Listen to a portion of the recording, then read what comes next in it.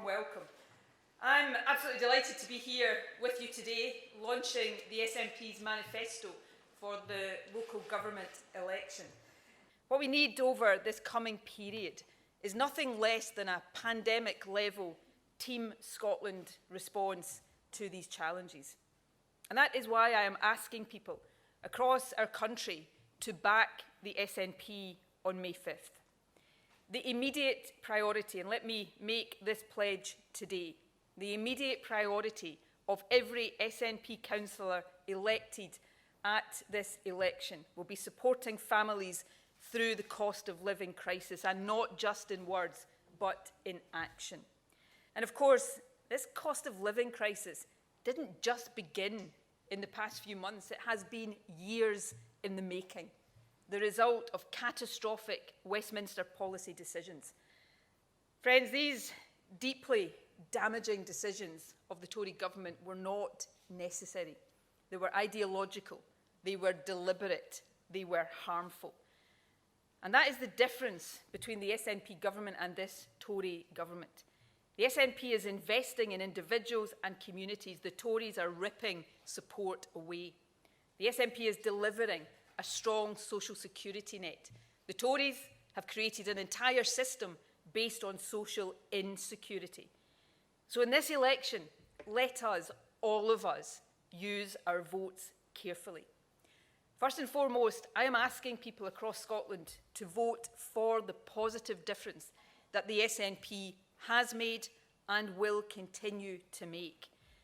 But I'm asking you also to send the strongest possible message to this corrupt, out-of-touch Tory government. You know, back in the independence campaign in 2014, the SNP raised the prospect of Boris Johnson becoming Prime Minister one day. Leading opponents of independence in that campaign laughed at that. I well remember the director of the No campaign saying that Boris Johnson was a clown. He wasn't wrong there. And that the idea of him ever entering number 10 Downing Street was just scaremongering. As we now know to our cost, it was never that, and the prospect was never funny. Repeatedly breaking the rules at the height of a lockdown and then misleading Parliament about it is not funny. Imposing a hard, damaging Brexit on Scotland is not funny. Cutting universal credit amidst a cost of living crisis is not funny. The Rwandan asylum seeker scheme is not funny. It is disgraceful and utterly abhorrent. All of that.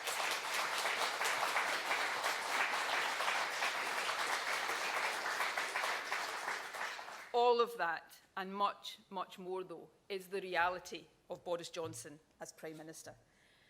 But this isn't just about one man, however unfit for office he is, and he is unfit for office. It is much more fundamentally about a Westminster system that is broken, a Westminster system that time and again imposes on Scotland governments we don't vote for, and then pursues damaging policies that we do not support. Boris Johnson may or may not be forced out of office, though I strongly suspect that it is now a matter of when, not if, that scenario comes to pass. But when he goes, those Tory policies and all of the MPs and the worldview that drive them will remain. Policies that hit Scotland's economy hard, policies that heap misery on the poorest and the most vulnerable in our society. So as we in Scotland contemplate this election and consider our future, there is a fundamental question we need to ask and answer. Why should we continue to pay the price and suffer the damage of Tory governments we do not elect?